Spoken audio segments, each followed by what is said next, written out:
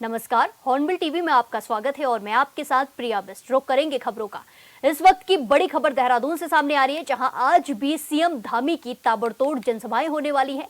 प्रदेश में 6 जगह road show और जनसभाएं करेंगे सीएम। उत्तरकाशी, मसूरी, ऋषिकेश और निरंजनपुर में जनसभा को करेंगे संबोधित। बीजेपी प्रत्याशियों के पक्ष में जनता से मांगेंगे वोट। देर शाम करेंगे पंजाबी समाज सम्मेलन में शिरकत। ये बड़ी खबर आपको बता रहे, जहां सीएम धामी एक के बाद एक जनसभा करने वाले हैं। आज भी उनके कई जगह रोड शो और जनसभाएं प्रस्तावित की गई हैं। 6 जगह रोड शो और जनसभाएं की जाएंगी। सीएम उत्तरकाशी, मसूरी, ऋषिकेश और निरंजनपुर में जनसभा को संबोधित करेंगे। बीजेपी प्रत्याशी के पक्ष में वोट की अपील करेंगे। ये बड़ी खबर आपको बता रहे हैं, जहां आज भी सीएम धामी की ताबड़तोड़ जनसभाएं रहने वाली हैं। प्रदेश में 6 जगह रोड शो जनसभा रहने वाली है, जहां बीजेपी प्रत्याशी के पक्ष में जनता से वोट की अपील की जाएगी। इसी के साथ देर शाम पंजाबी समाज सम्मेलन में सीएम शिरकत करने वाले हैं। ये बड़ी खबर आपको बता रहे, जहां प्रदेश भर में 6 जगह जनसभाएं रखी जाएंगी। उत्तरकाशी, मसूरी, ऋषिकेश और निरंजनपुर में जनसभा रखी गई है, जहां एक के बाद एक रैलियां करेंगे, रोड शो करेंगे सीएम धामी। बीजेपी प्रत्याशी के पक्ष में वोट की अपील करेंगे। ये बड़ी खबर आपको देहरादून से बता रहे हैं। निकाय चुनाव से जुड़ी ये बड़ी खबर है, जहां एक के बाद एक जनसभा, रोड शो किए जाएंगे।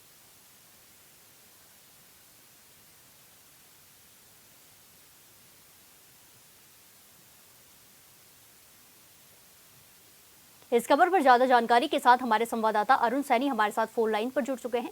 अरुण, जिस तरीके से खबर आ रही है कि निकाय चुनाव से जुड़ी है, जिस पर सीएम धामी के एक के बाद एक रोड शो और जनसभाएं रहने वाली हैं, क्या कुछ अपडेट, क्या कुछ जानकारी?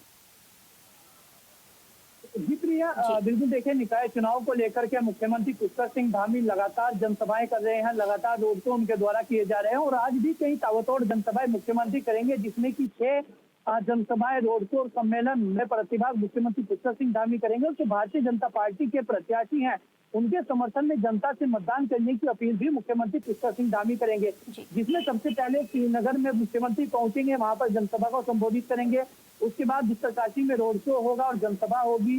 फिर उसके बाद ऋषिकेश में मुख्यमंत्री पहुंचेंगे, मसूरी में भी कार्यक्रम है, वहीं देर शाम देहरादून में भी 2 कार्यक्रम मुख्यमंत्री के होंगे, जिसमें कि एक ओबीसी सम्मेलन होगा, फिर उसके बाद पंजाबी समाज का सम्मेलन होगा, उसमें प्रतिभाग मुख्यमंत्री पुष्कर सिंह धामी करेंगे। तो इस तरीके से लगातार जो है प्रचार प्रसार मुख्यमंत्री पुष्कर सिंह धामी के द्वारा किया जा रहा है और कल का दिन अब शेष बचा है और कल जो है शाम 5 बजे प्रचार का शोर वो थम जाएगा। तो ऐसे में उससे पहले मुख्यमंत्री पुष्कर सिंह धामी के आज 6 जनसभाएं हैं और इसी के साथ ही कल भी कुछ कार्यक्रम मुख्यमंत्री के पुष्कर सिंह धामी को होने हैं। तो ऐसे में जिस तरीके से लगातार प्रचार प्रसार की गति दी जा रही है और भारतीय जनता पार्टी ने 29 जनसभाएं और रोड शो रैलियां मुख्यमंत्री पुष्कर सिंह धामी की निर्धारित की थी, वो सभी मुख्यमंत्री पुष्कर सिंह धामी ने की है। और ऐसे में लगातार जो भारतीय जनता पार्टी के जो प्रत्याशी हैं, उनके समर्थन में मतदान करने की अपील जनता से मुख्यमंत्री ने की है। ऐसे में चाहे इसको लेकर के तमाम जो योजनाएं केंद्र सरकार की हो या फिर राज्य सरकार की हो, जो उत्तराखंड में आई है, उत्तराखंड में जिन पर कार्य हुआ है, उनका जिक्र भी मुख्यमंत्री कर रहे हैं। और चाहे वो जो यूसीसी हो या फिर नकल विरोधी कानून हो, दंगा रोधी कानून हो, धर्मांतरण कानून हो या फिर जो अतिक्रमण हटाया गया उसको लेकर के हो, ये तमाम ऐसे फैसले मुख्यमंत्री पुष्कर सिंह धामी करे हैं, उनकी सरकार करे, इसका जिक्र भी लगातार मुख्यमंत्री करते हुए दिखाई दे रहे हैं। और इसी के साथ साथ ही जो है जो संकल्प भारतीय जनता पार्टी ने अपने संकल्प पत्र जारी किए हैं सभी 11 नगर निगमों को लेकर, उनको लेकर के भी मुख्यमंत्री लगातार जनता के बीच में जा रहे हैं। तो ऐसे में अब कल का दिन बचा है, अब अंतिम चरण का प्रचार है। तो ऐसे में वोट किस तरीके का प्रचार रहता है और इसका कितना लाभ भारतीय जनता पार्टी को मिलता है, ये तमाम चीजें अभी देखने वाली होंगी। धन्यवाद अरुण, हमारे साथ जानकारी साझा करने के लिए।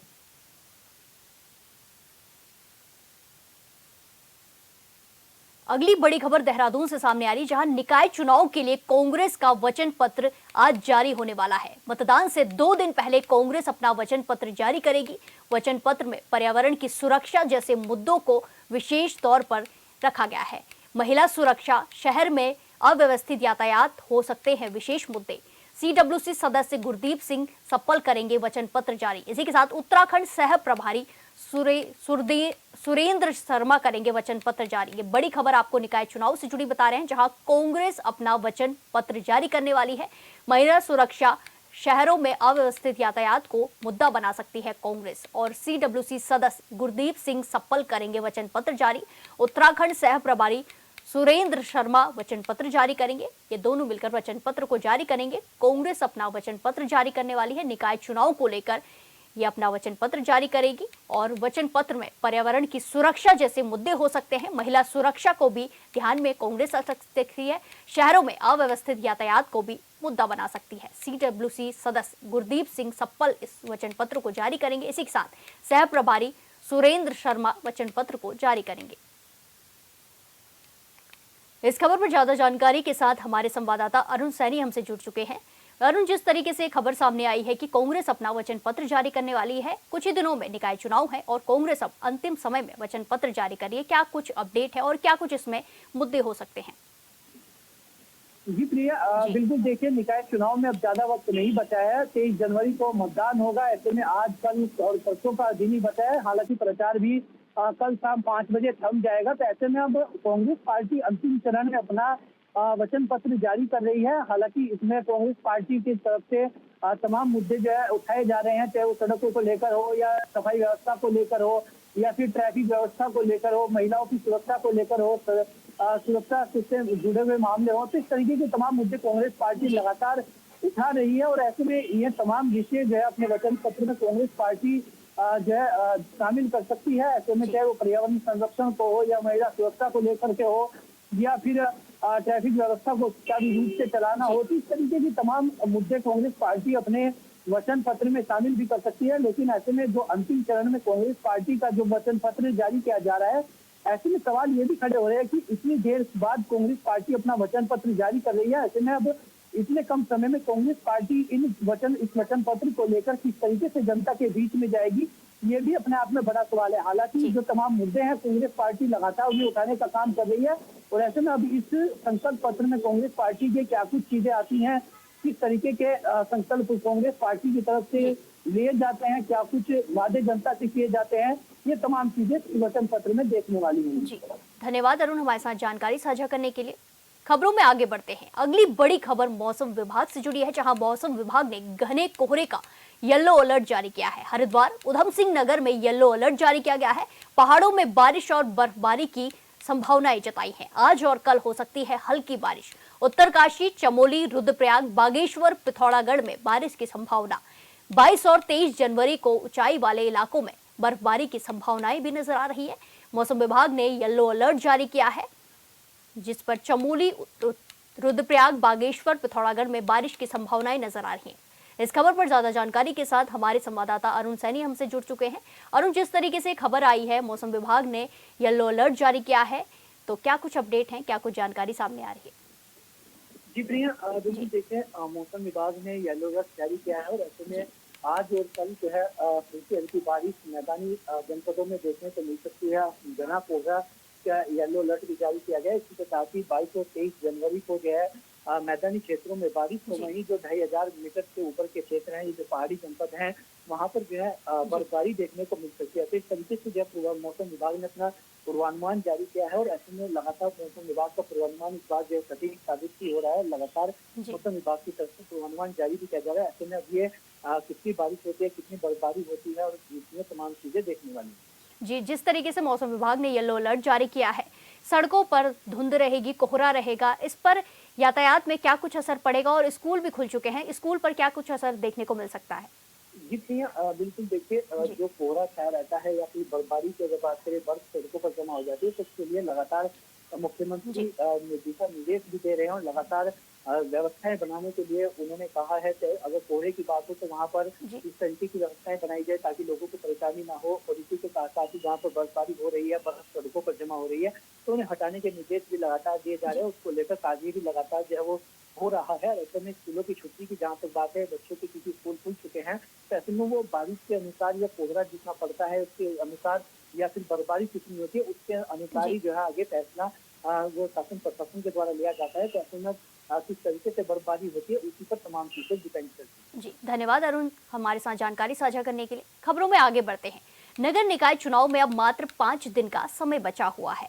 चुनाव को सकुशल संपन्न कराने के लिए चंपावत पुलिस अलर्ट मोड पर है। एसपी अजय गणपति के निर्देश पर पुलिस ने जिले में जगह जगह बैरियर स्थापित किए हैं। वहीं लोहाघाट नगर की सीमा में लोहा वती पुल और पाटन पुल में पुलिस बैरियर बनाए गए हैं। अब सब इंस्पेक्टर जगत सिंह ने बताया कि चुनाव को लेकर पुलिस की ओर से हर आने जाने वाले वाहनों की गहनता से जांच की जा रही है ताकि किसी भी प्रकार के नशीले पदार्थ, हथियार चुनाव को प्रभावित ना कर सके। उन्होंने आगे बताया कि 24 घंटे बैरियर में पुलिस मुस्तैदी के साथ तैनात है। ड्यूटियाँ चल रही है और जो है जितनी भी गाड़ियाँ आ रहे हैं, संदिग्ध हो चाहे वैसी भी हो, और जो है उनके जो है गाड़ियों को चेकिंग कर रहे हैं, और जिसमें अवैध मादक पदार्थ या जो है आचार संहिता से संबंधित जो भी है अवैध चीज़ें उनकी चेकिंग की जा रही है। और ये मतलब श्रीमान जो है पुलिस अधीक्षक महोदय के आदेश अनुसार, और अभी तक जो है ना फिलहाल जो है ना कोई भी मामला संदिग्ध जो है प्रकाश। श्रीनगर निकाय चुनाव में महापौर की निर्दलीय प्रत्याशी पूनम तिवारी ने रविवार को नगर क्षेत्र में शक्ति प्रदर्शन कर अपनी ताकत दिखाई। उन्होंने अपने समर्थकों के साथ नर्सरी रोड, गणेश बाजार होते हुए रैली निकाली। इस मौके पर जनता को संबोधित करते हुए महापौर की निर्दलीय प्रत्याशी पूनम तिवारी ने कहा कि नगर पालिका अध्यक्ष रहते हुए बीजेपी ने कुचक्र रचकर उन्हें पद से गिराने का काम किया है। उन्होंने कहा कि पालिका अध्यक्ष रहते हुए उन्होंने शहर की नालियों को भूमिगत कराने के साथ ही बुजुर्गों, युवाओं और बच्चों के लिए काम किया है। सुविधा के लिए बहुउद्देश्य पार्कों का निर्माण करवाया है, लेकिन सरकार ने हर 2 से 3 महीने में अधिशासी अधिकारी बदलकर उनके विकास कार्यों को प्रभावित करने का काम किया।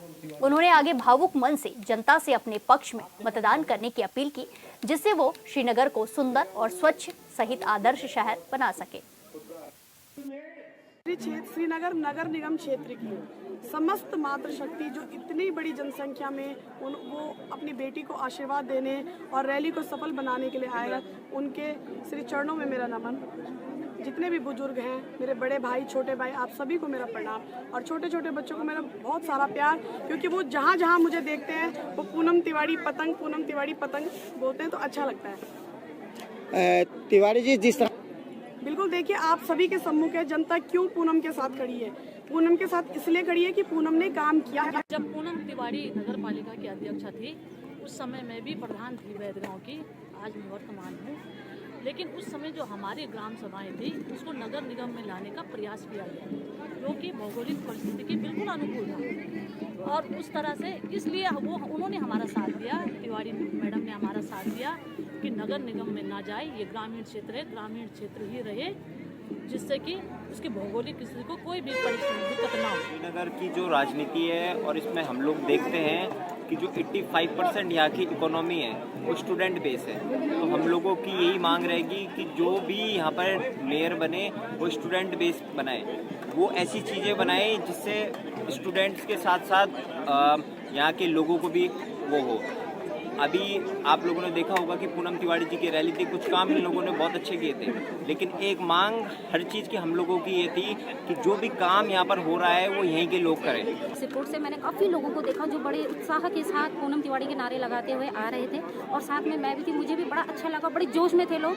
उन्होंने वहाँ सिरकोट में काफ़ी विकास भी किया है, वो भूमिगत नालियों का बनाया उन्होंने, वहाँ पर प्रकाश की व्यवस्था भी की है, काफ़ी अच्छा विकास किया है उन्होंने। और आज की रैली में आपने देखा होगा कि हमारे साथ बहुत से युवा भी हैं और बहुत से अलग अलग जनरेशन के हमारे साथ हैं, इस रैली में आए हुए थे।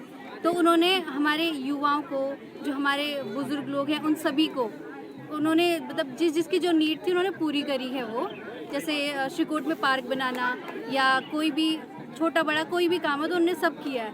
तो इसीलिए मैं चाहती हूँ कि आप उनको। रानीखेत में निकाय चुनाव को लेकर सरगर्मियां तेज हो गई हैं। प्रत्याशी अपनी जीत को लेकर एड़ी चोटी का जोर लगा रहे हैं। वहीं अल्मोड़ा जिले की पर्यटन नगरी रानीखेत से निर्दलीय प्रत्याशी विनोद जोशी ने प्रेस कॉन्फ्रेंस को संबोधित किया। उन्होंने कहा कि नगर पालिका चिलियानोला में नाली निर्माण, बंदरों और सुअरों के आतंक, कूड़े का निस्तारण, पेयजल की समस्या को दूर करना उनकी पहली प्राथमिकता रहेगी। है जो काम इन लोगों के तहत से नहीं हुए वो काम मैं पूरा करूंगा। जैसे नाली है, बंदरों का है आतंक, सुअरों का आतंक है, और क्या कहते हैं कूड़े करकट का हुआ है, पानी की समस्या है, पानी का मतलब यह है मुद्दा है मेन। तो पानी के लिए मैं लड़ा था। और मैं यहाँ पर जब सीएम एनडी तिवारी जी थे तो मैं 251 हैंडपम्प यहाँ पर लाया था। तो मैं उन माँ बहनों से भी कहना चाहता हूँ, मैं एक गरीब परिवार से हूँ, अगर आपको वह है कि सहमति है तो वोट दीजिएगा। अगर मैं कुछ कर सकता हूँ, मैं लोगों के हमेशा सुख दुख में काम आया हूँ यहाँ पर, और लोग जानते भी हैं कि विनोद कुमार जोशी कहाँ तक मतलब काम कर सकते हैं और ये करने योग्य है या नहीं है। मैं नगर पालिका जो पहले बनी थी इस पर विकास तो कुछ भी नहीं हुआ, और लोगों का ये है कि हम ये कर देंगे वो कर देंगे, भूमि वन भूमि का ले रहे हैं या राजस्व भूमि का ले रहे हैं। तो राजस्व के पास तो अपना खुद का वो है, वो निकाल सकती है मेरी ज़मीन कहाँ पे है, और वन विभाग वाले भी इस बारे में निकाल सकती है कि कहाँ पर मेरी ज़मीन है। तो लोगों का ये ध्यान आकर्षित कर रहे हैं कि हम ये कर देंगे। 5 सालों में कितना काम हुआ है ये यहाँ की जनता जानती है, यहाँ की माताएं बहनें जानती हैं और बुजुर्ग जानते हैं। कई लोग तो ऐसा है मतलब इस चुनावी मोड़ को अपने तक सीमित रखना चाहते हैं, लेकिन मैं नहीं हूँ, क्योंकि मेरे परिवार का एक सदस्य होने के कारण मेरे परिवार वालों के पूरे नाम काट दिए थे इलेक्टोरल से। मैं वो जंग लड़ के तो आ गया हूँ, मैं ये जंग भी जीतना चाहता हूँ। लोगों से कहना चाहता हूँ कि जब मैं यहाँ पर ज़मीनी स्तर पर यहाँ पर रहता हूँ, मेरी ज़मीन है, जायदाद है, सब कुछ है। तो मेरी मिसेज पिछले साल इलेक्शन भी लड़ी है। मैं संयुक्त मजिस्ट्रेट रानीखेत उनका आभार व्यक्त करता हूँ, उनका स्वागत करता हूँ कि उनने मेरे नाम लिखाने में पूरी जोर कोशिश की। और पत्रकार बंधु का भी मैं स्वागत करता हूँ, अर्जुन वेश का भी, वकील साहब लोगों का भी। इन लोगों ने मेरी काफ़ी मदद। भगवानपुर में निकाय चुनाव को लेकर सियासी सरगर्मियां बढ़ गई हैं। चुनाव में साम दाम दंड भेद सब कुछ अपनाया जा रहा है। इन दिनों बीजेपी प्रत्याशी के समर्थक और कांग्रेस नेता के बीच तू मैमे का एक वीडियो वायरल हो रहा है, जो काफी चर्चा का विषय बना हुआ है। वीडियो में कांग्रेस नेता अभिषेक राकेश बीजेपी समर्थक पर मिठाई और डिब्बे में पैसा बांटने का आरोप लगाते हुए उन्हें रोकते हुए नजर आ रहे। इसी पर विधायक ममता राकेश का कहना है कि बीजेपी प्रत्याशी वोटरों को लुभाने के लिए आचार संहिता का उल्लंघन कर रहे हैं। वहीं बीजेपी प्रत्याशी ने इन सभी आरोपों को निराधार बताया। उनका कहना है कि उनको बदनाम करने के लिए ऐसी साजिश रची जा रही है। आरोप प्रत्यारोप शुरू से कर रहे हैं, चाहे जोड़ पे जा रहे हैं, चाहे के काम में कर रहे हैं, चाहे अपने हाथों में मिठाई के डब्बे लेके। उनके पास सिर्फ आरोप प्रत्यारोप लगाने के अलावा कुछ नहीं। पैसे वीडियो में किसके हाथ में है? अभिषेक राकेश के। मिठाई के डब्बे किसके हाथ में? अभिषेक। अपने गाड़ियों में ये सामान को ला रहे हैं और मुझे सिर्फ ये बदनाम करने के लिए कर रहे हैं। और ये समर्थकों को सोच रहे हैं किसी तरह लड़ाई हो और एक माहौल बने कि भाई एससी का लड़के के साथ झगड़ा कर लिया। हम बिल्कुल शांति प्रिय, हम विकास और प्यार पे वोट मांग रहे हैं, और वे जातिवाद और दंगे पे वोट मांगने का काम कर रहे हैं। कि भाई कानपुर में पीछे वाले मोहल्ले में एक 2 मिठाई के डब्बे और कुछ एक पर्चा और एक वो लेके घूम रहे हैं। आप हवास में जाएंगे इस बात को सुन के कि जब हम वहाँ पहुँचे तो मौके पर से हमने ये चीज़ पकड़ी है। एक घर की महिला जो हैं उनके हाथ से 2 डब्बे लिए गए हैं, उसमें पर्चा था और उसमें लिफाफे थे, और कुछ जो अपने साथ के व्यक्ति थे, तो वो गरीब आदमी डरता है पीछे से आने में, वो उन्होंने वहाँ बाकायदा बयान हो रखे हैं लोगों के। तो लिफाफे में पैसे, बच्चे बड़े सब बयान कर रहे हैं। लिफाफे में पैसे नहीं, 1000 रुपये एक लिफाफे में। देखिए, भाजपा के प्रत्याशी को और उनके समर्थकों को अपने ऊपर विश्वास नहीं है। वे बिल्कुल अपना आपा खो रहे हैं और बौखलाहट उनके चेहरे पर स्पष्ट दिखाई दे रही है कि वो चुनाव बहुत बुरी तरह से हार रहे हैं। तो निश्चित रूप से जो इस तरह की घटनाएं हैं उन्हें नहीं करना चाहिए। वो मतदाताओं को लालच देने का काम कर रहे हैं, उन्हें कहीं मिठाई का लालच दे रहे हैं, कहीं पैसे बांटने का काम। कांग्रेस के प्रदेश प्रवक्ता शीशपाल सिंह बिष्ट और भगवानपुर से कांग्रेस विधायक ममता राकेश के नेतृत्व प्रतिनिधि मंडल ने राज्य निर्वाचन आयोग से मुलाकात की। मुलाकात के दौरान कांग्रेस कार्यकर्ताओं ने मतदान के दिन हरिद्वार के साथ साथ सभी जिलों में चुनावी गड़बड़ियों के संबंध में सावधानी और सुरक्षा बरतने के संबंध में बातचीत की और ज्ञापन भी सौंपा।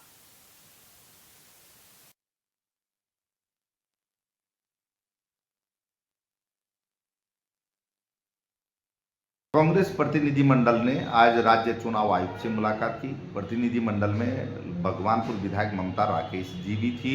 प्रतिनिधि मंडल ने राज्य चुनाव आयुक्त से मुलाकात करते हुए कहा कि 23 जनवरी को कई क्षेत्रों से गड़बड़ी की संभावनाओं के समाचार आ रहे हैं।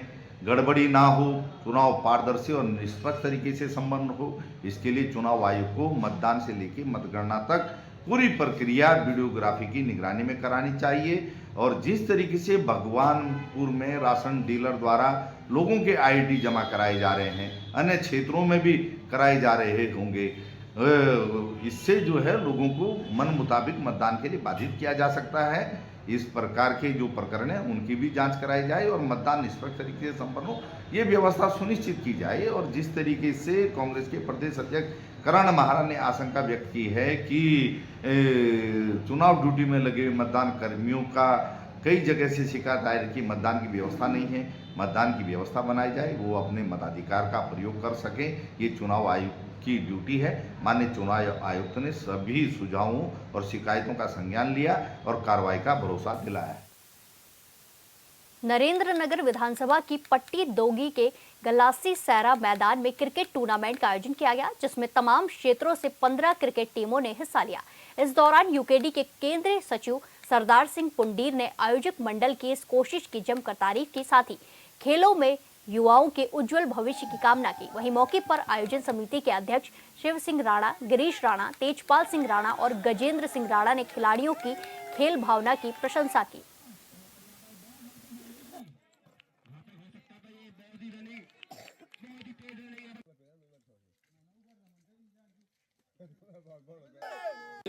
टूर्नामेंट का आयोजन किया गया था जो कि बहुत सुंदर रहा। पिछले विगत 15 दिन से यहाँ पर इस आयोजन का इस समिति के द्वारा किया गया। इसका अध्यक्ष शिव सिंह राणा, तेजपाल सिंह राणा जो कि कम समिति के अंदर जितने भी लोग, उनका बहुत सुंदर आयोजन, लगभग 15 टीम ने प्रतिभाग किया। और ये इस तरह के आयोजन आने वाले वक्त में इस क्षेत्र के लोगों के लिए बहुत सारे और भी आयोजित किए जाएंगे और ये युवाओं के लिए बहुत अच्छा अवसर रहा यहाँ पर। और यहाँ पर ग्राम सभा गंगलसी के बहुत सारी मातृ शक्तियों ने, बहुत सारे लोगों ने इसमें इस गेम का आनंद लिया और आने वाले वक्त में युवाओं को नशा से दूर ले जाने का इस तरह के आयोजन और भी किए जाते रहेंगे, ताकि क्षेत्र के युवा इस तरह के आयोजन में प्रतिभाग कर अपना भविष्य बनाए, अपना समय का सदुपयोग कर सके। सभी टीम यहाँ पर जो टूर्नामेंट का आयोजन हुआ, इसमें लगभग 15 से 20 टीमों ने भाग लिया। और यहाँ पर जो सीढ़ी नुमा खेल थे, इसमें बहुत अच्छा प्रदर्शन दिखाया। यहाँ पर विजेता टीम रही लोयल की, उप विजेता टीम रही ससमण की। मैं सभी खिलाड़ियों का दिल से धन्यवाद भी देता हूँ और यहाँ पर क्रिकेट क्लब गंगलसी की ओर से बहुत बहुत हार्दिक शुभकामनाएं भी। और आगे भी हम इसी तरह से आगे इस क्रिकेट टूर्नामेंट का आयोजन करते रहेंगे, ताकि हमारे युवा जो है आगे से आगे इसमें भाग लेकर सफलता की ओर प्राप्त हो जाएंगे। यही आशा के साथ धन्यवाद। इस मैदान पर आज से 2 हफ्ते पहले यहाँ पर 15 टीमों ने प्रतिभाग किया और प्रतिभाग में जो लीग स्टेजेस के मैचेस होते हैं उसमें हमारी टीम ने बहुत अच्छा प्रदर्शन कर इस फाइनल मुकाबले में अपनी जगह बनाई। और इस जगह बनाने के उपरांत हमें यहाँ पे 16 ओवर का मैच खेलना था, जिसके चलते हमने 16 ओवर में 116 रन का लक्ष्य यहाँ पर दूसरी टीम के लिए, जो कि ससमण 11 थी, उनके खिलाफ रखा। और हमने अच्छी गेंदबाजी और फील्डिंग का मुआयना देते हुए इस मैदान पर 116 रन का विशाल लक्ष्य को यहाँ पर रन चेज होने से बचाया और हमारी टीम। इस बुलेटिन में फिलहाल के लिए इतना ही। बाकी तमाम खबरों के लिए देखते रहिए हॉर्नबिल टीवी। नमस्कार।